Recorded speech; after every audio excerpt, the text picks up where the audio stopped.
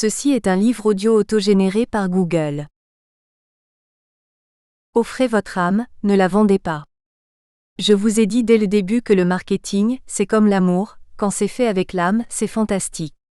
Je choisis alors de nourrir et de commencer les pages qui vont suivre avec la vision de celle qui non seulement partage ma vie, mais qui, surtout, m'a redonné une âme. Quand je demande à Sophie Vandenberg, Managing Director de Sens 21, qu'est-ce que l'âme ? Sa réponse est directe, l'âme c'est ce qui est vrai. Très vite, son discours se tourne vers un synonyme plus complet, l'authenticité. Cet état d'âme, les marques en ont compris le besoin car beaucoup d'entre elles essayent de se tourner vers l'authenticité. Un retour vers les racines qui doit vendre. De plus en plus de positionnements utilisent le concept de l'authentique, afin de gagner en capital sympathie, de redorer leur âme et donc de vendre plus. La majorité n'y arrive pas. Nous testons beaucoup de concepts ou de scripts qui vantent l'authenticité du produit, mais qui sont rarement crédibles.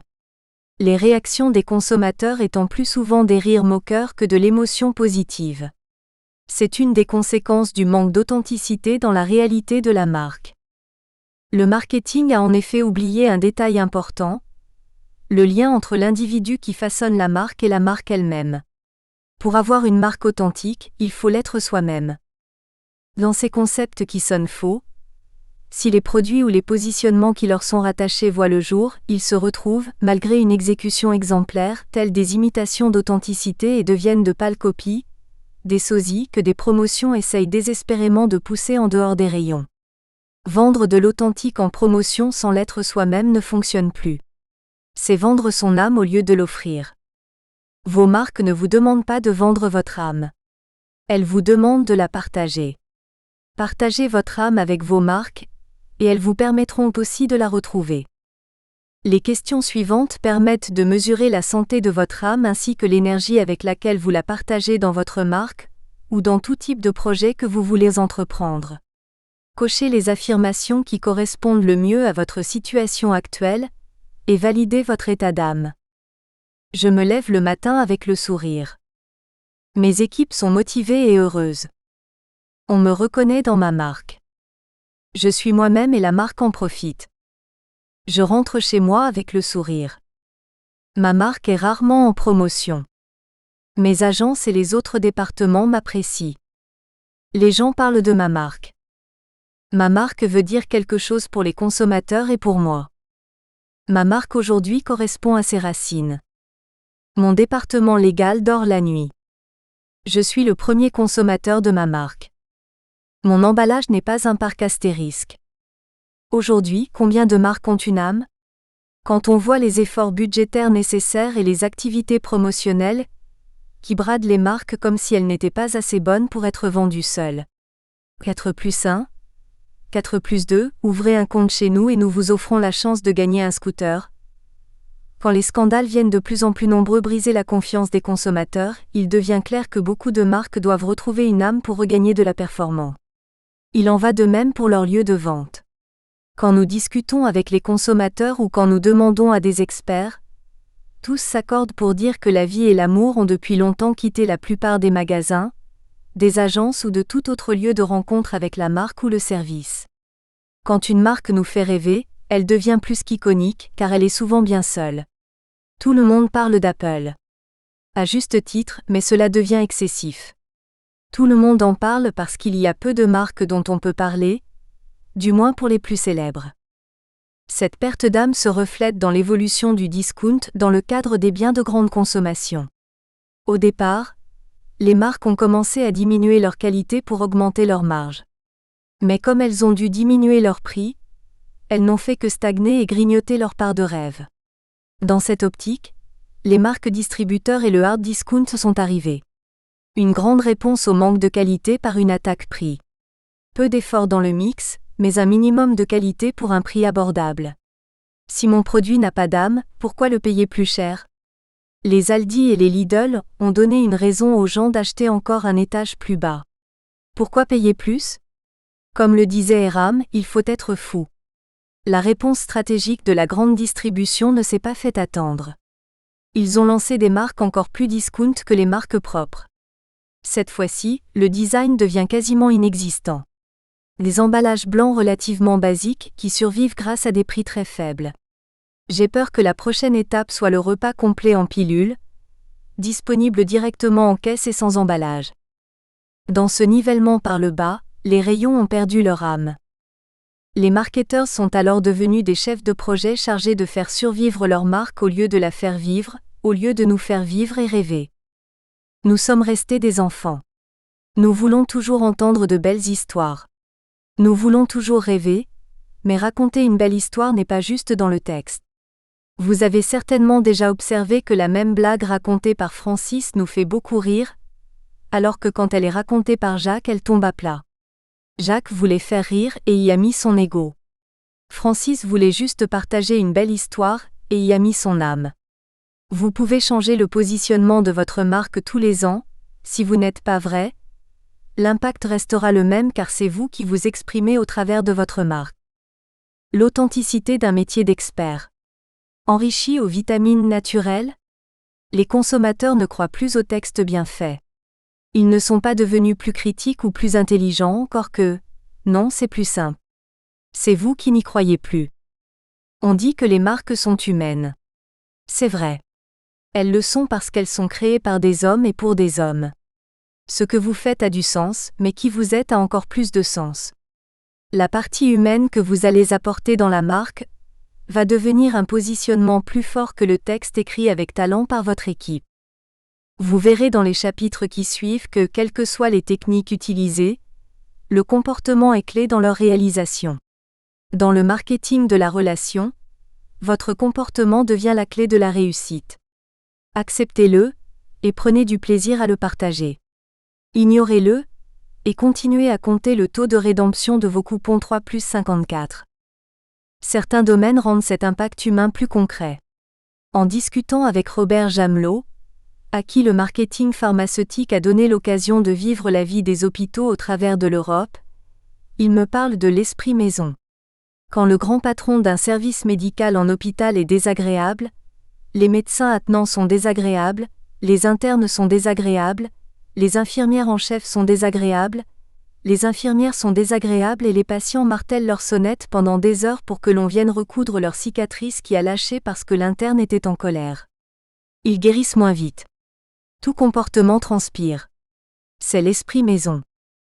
Ce lien entre la marque et ceux qui la façonnent va loin. Cette connexion s'étend à tous les acteurs de la marque et finalement aux consommateurs. Une déconnexion d'un des étages de la pyramide, et vous perdez de la force dans votre marque.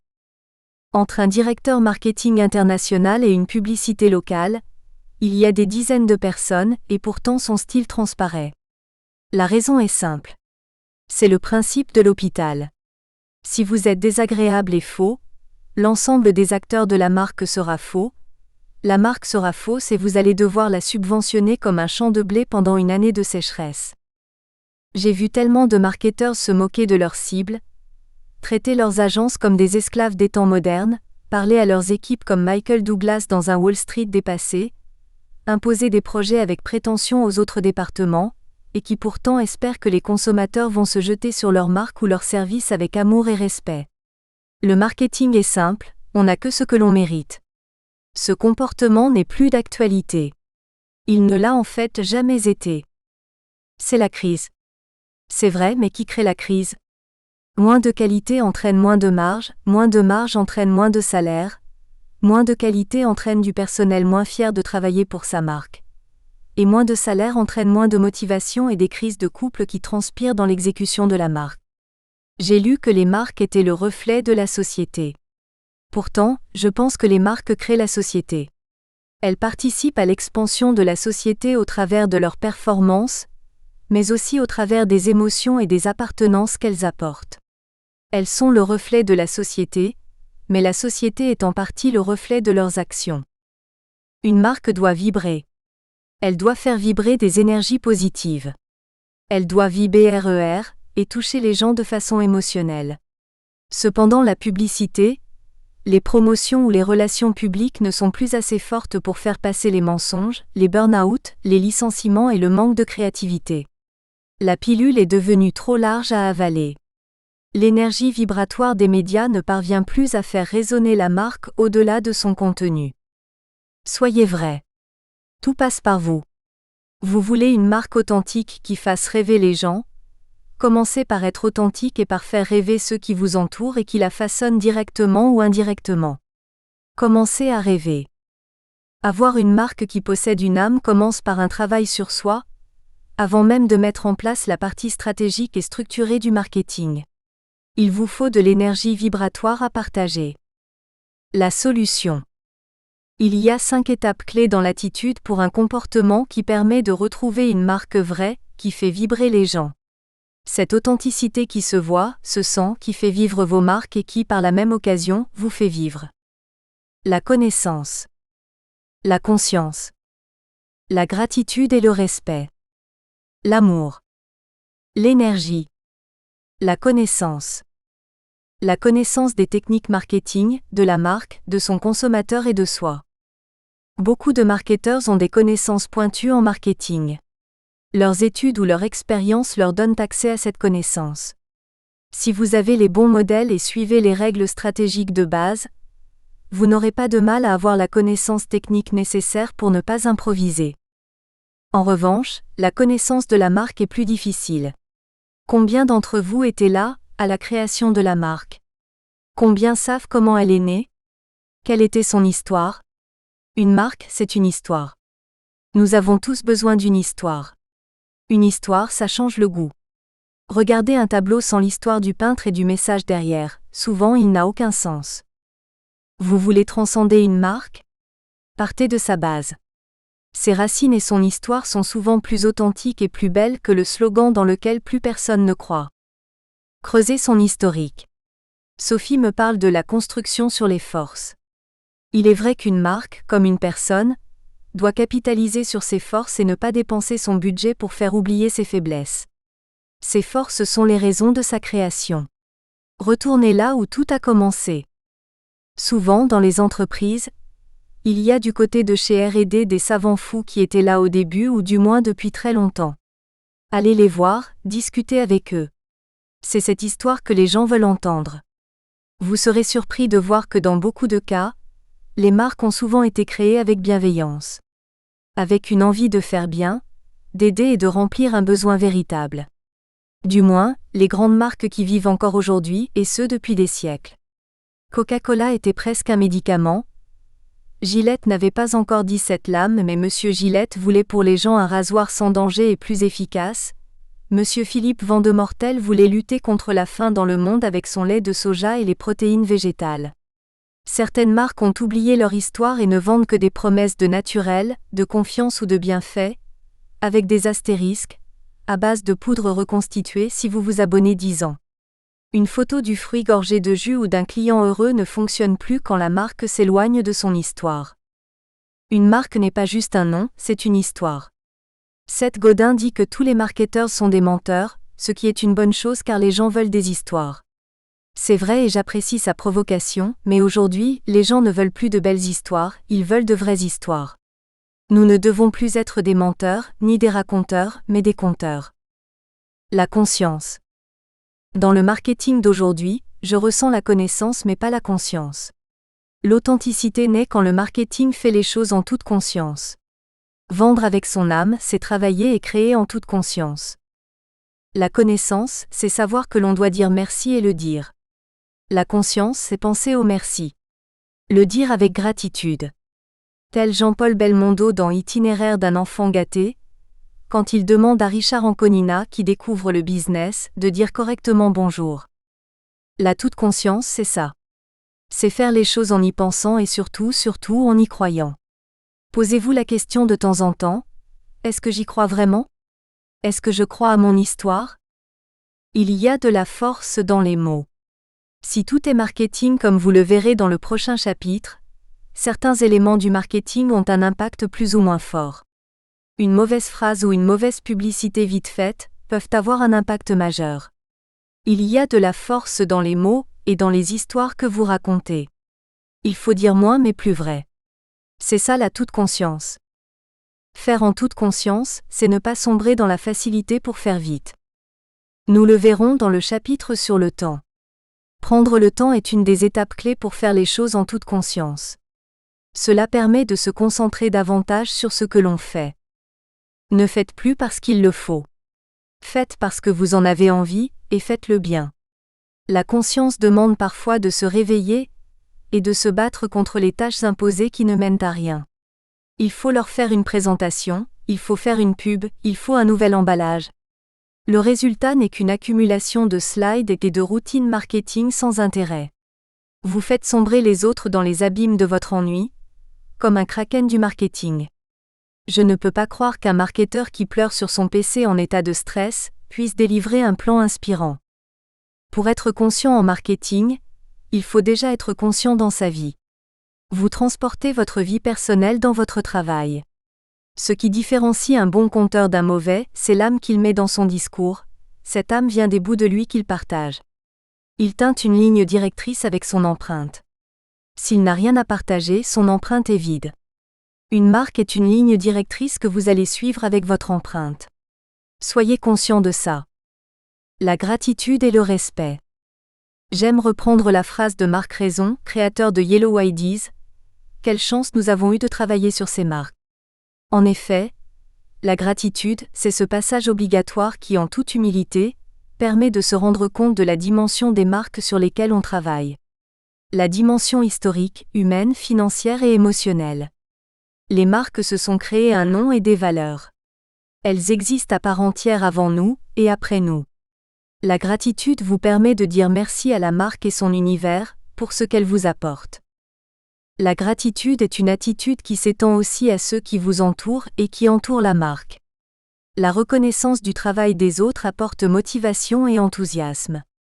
Les autres départements touchent un salaire et vous payez vos agences grassement. Alors pourquoi les remercier? Parce que ce sont des clés en or. Ce sont des clés qui vous permettent d'ouvrir des portes que vous ne pouvez pas ouvrir seul. Vous ne pouvez pas développer un produit seul. Vous ne pouvez pas créer une publicité seule ou même gérer la comptabilité de l'ensemble des paramètres de votre marque. Vous avez besoin des autres. La gratitude commence avant même qu'ils aient commencé leur travail.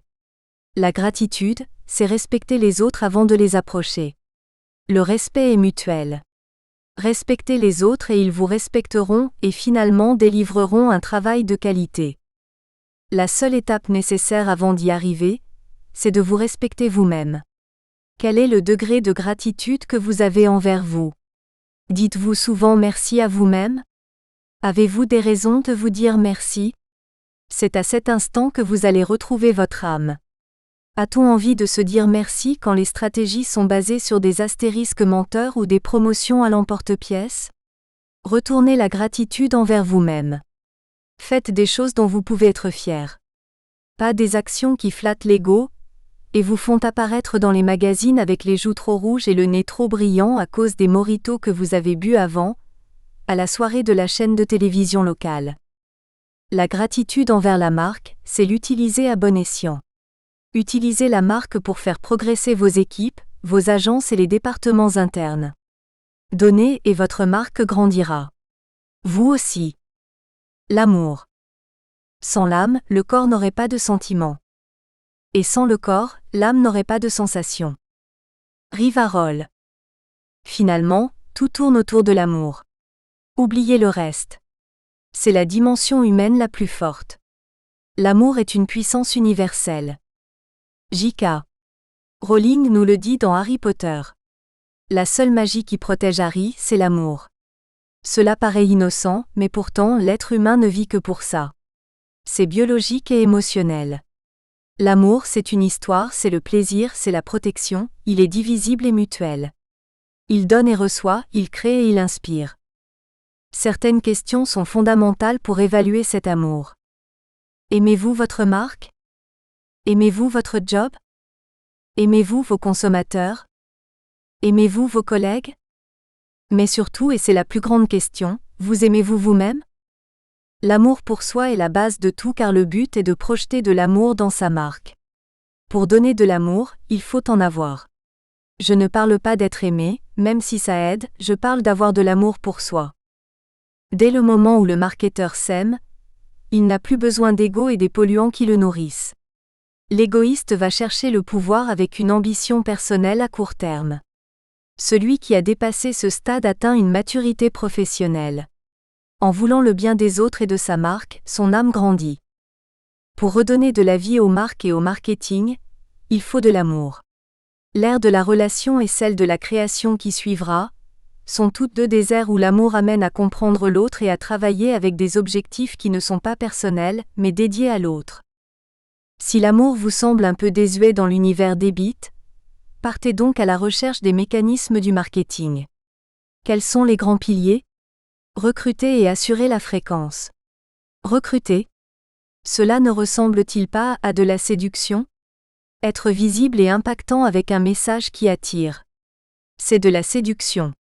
Séduire sans amour, c'est draguer, et draguer ne fonctionne plus, ou vous donne une nuit tout au plus.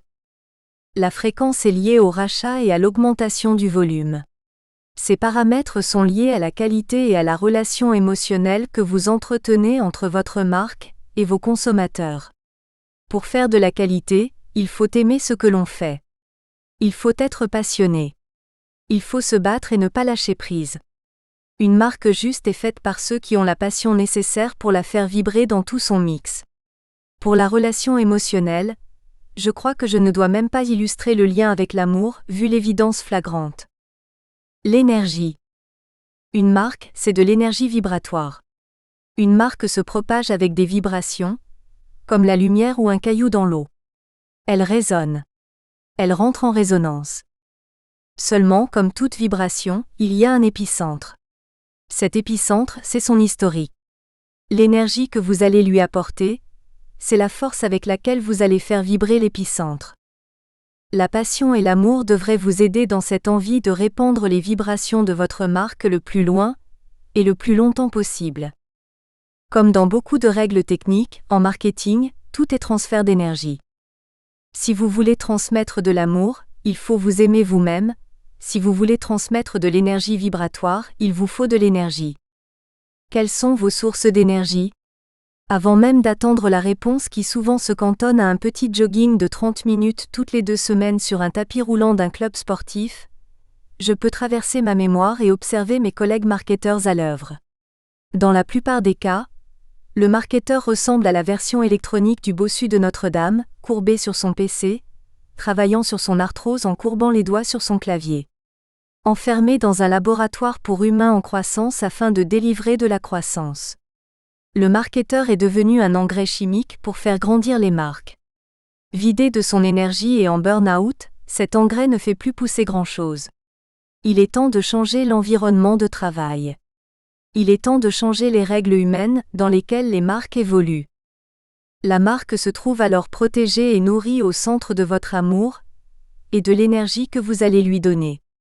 Aussi grandes que soient les marques, elles ne sont que des enveloppes pour transporter votre lettre d'amour au consommateur.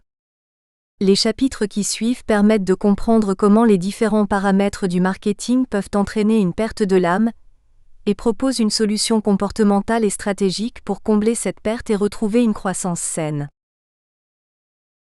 Et oui, c'est aussi du marketing. Tout est marketing. Quelle prétention! Et pourtant, vu négativement, on pourrait croire que le propos est ici de définir le département marketing comme l'unique pièce du puzzle. Au contraire, l'objectif est d'attribuer à tous les départements une action marketing. Tout est marketing, décrit et affirme que tout le monde fait du marketing, que toutes les choses font du marketing. Vous faites du marketing, que vous soyez un marketeur ou pas. Le marketing, ce n'est pas seulement votre publicité, pas seulement non plus votre site internet, votre business plan ou votre activité sociale et digitale. C'est tout ce qui influence la perception de vos clients sur votre marque, votre service ou votre projet. De votre carte de visite à la voiture que vous utilisez, en passant par les gens que vous engagez et la façon dont vous les traitez. Chaque détail compte. Tout ce que vous faites fait la différence. Mieux encore, tout ce que vous êtes fait la différence. Dans l'ère de la relation, vos clients vous connaissent. Pas seulement au travers de votre marque ou de votre publicité. Ils vous connaissent personnellement. Tout ce que vous faites, tout ce que vous êtes, tout ce que vous dites devient alors du marketing. Interview individuelle 947. À la fin d'une belle journée, lors d'un test publicitaire dans une interview individuelle sur une marque de jus de fruits, une dame d'une cinquantaine d'années s'assoit en face de l'écran que j'ai préparé pour elle afin de lui montrer une nouvelle publicité. Dès les premières images, elle se bloque et m'invective. Elle refuse de participer au test.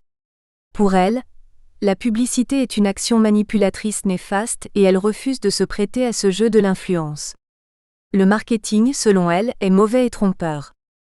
Une réaction normale par rapport aux évolutions des dernières années. Je décide pourtant de lui exposer ma théorie que tout est marketing. Je la regarde fixement et lui dis : « Vous faites de la publicité tous les jours et mensongère en plus. » Je la provoque un peu mais cette solution reste acceptable comparée à mon envie de la secouer comme un prunier, ayant passé plus de 9 heures enfermée dans une petite salle alors que le printemps pointe son nez. Face à son interrogation, je me permets de développer. Vous êtes maquillée et vous le faites tous les jours. Vous déguisez donc la réalité pour vous vendre au mieux. Ça reste vous, mais mise en valeur avec une histoire. Vous faites donc du marketing et de la publicité, mensongère, puisque le maquillage ne fait pas partie de vous. Vous voyez, on fait tous du marketing sans le savoir, comme Monsieur Jourdain de Molière faisait de la prose. Elle est restée interloquée pendant quelques secondes, et s'est radoucie. L'interview a pu dès lors reprendre son cours, sans avoir à secouer quiconque. Le but de cette anecdote est d'illustrer l'objectif de ce chapitre, consistant à passer de faire du marketing sans le savoir à faire du marketing en toute conscience. Ce qui veut dire identifier tous les moments clés où il intervient et les maîtriser. Dans l'ère de la relation, vos consommateurs vous connaissent. Depuis l'ère de la communication, ils ont eu accès à notre monde. Aujourd'hui, ils utilisent cet accès comme une passerelle vers les marques et vers vous. Une passerelle vers chaque élément qu'ils trouvent plus vrai que les publicités classiques ou les mentions de vitamines obscures. À nous de les accueillir. Si le non-verbal représente 80% de notre communication personnelle, combien représente le marketing indirect ? Il installe la communication non-verbale de la marque et la rend authentique. Les deux éléments clés indirects qui jouent un rôle marketing et favorisent l'authenticité de la marque sont matériels et humains. Les facteurs matériels. Vos bureaux. Votre voiture. Votre carte de visite. Votre téléphone. Votre costume. Ces éléments sont souvent ignorés car internes, et comme peu de clients ou de consommateurs y ont accès, ils ont tendance à être considérés comme des propriétés privées, pour lesquelles les réductions budgétaires prennent souvent le pas sur la communication et sur la réflexion. Voici un échantillon pour illustrer leur impact, mais la liste reste longue et exhaustive. Vos bureaux. Si vos clients ou vos agences viennent chez vous, que vont refléter vos bureaux ? Les agences créatives ont tendance à décorer leurs bureaux de façon très originale, pour stimuler leurs employés en les plaçant dans un cadre moins rigide. Cependant, quand cette décoration devient chère ou disproportionnée, il est difficile pour eux de demander une augmentation de leur taux horaire et la perception client devient négative. Comment recruter les meilleurs si, dès leur entretien, ils ont l'impression d'être reçus dans les vestiaires d'un stade de foot pour le style comme pour l'odeur ? Quand vous recevez une agence, comment vit-elle votre marque au travers de vos bureaux ? Ressort-elle inspirée du message non-verbal que vous lui communiquez, au travers de l'environnement dans lequel vous les avez reçus ? Votre voiture. Elle véhicule un message fondamental. Laquelle choisir ? Une voiture passe-partout ou une voiture qui délivre un message clé ? Vous êtes une entreprise écologique, les 4x4 ne vous font pas bonne presse. Vous vous apprêtez à négocier une augmentation de budget chez votre client, et vous vous présentez en Porsche, ce n'est pas vraiment opportun. Encore que cela dépende de votre objectif ou de l'image que vous voulez installer. Un consultant financier sera plus crédible en Porsche qu'en voiture bon marché. Dans le cadre d'une grande entreprise, il est facile de penser que les clients finaux ne voient jamais votre voiture. C'est vrai. Cependant, vos fournisseurs la voient et l'image qui va avec. La voiture reste un symbole social et une affirmation psychologique de vos valeurs. Elle vous assoit en tant que leader, écologiste, manager moderne ou encore en directeur attentionné qui propose une voiture à ses équipes en ligne avec les valeurs de la marque et leurs attentes. Votre téléphone. Meeting 987. Un annonceur briefe une agence créative. D'un côté de la table, l'agence possède les tout derniers BlackBerry. De l'autre côté, l'annonceur a des Nokia tout petits avec un écran vert et rayé. Du côté de l'annonceur naît une jalousie cachée, qui le pousse à regarder l'agence comme une dévoreuse de budget. Même si l'agence a une vie professionnelle intense et des emails à toute heure, pour faire face aux urgences de leurs clients, l'annonceur ne le voit pas toujours. Il voit au mieux des gens plus modernes que lui, et au pire des dépensiers pour lesquels il faudra diminuer le budget. De l'autre côté, l'agence s'imagine un client motivé par les réductions budgétaires et qui ne prête que très peu d'attention à ce qui est moderne.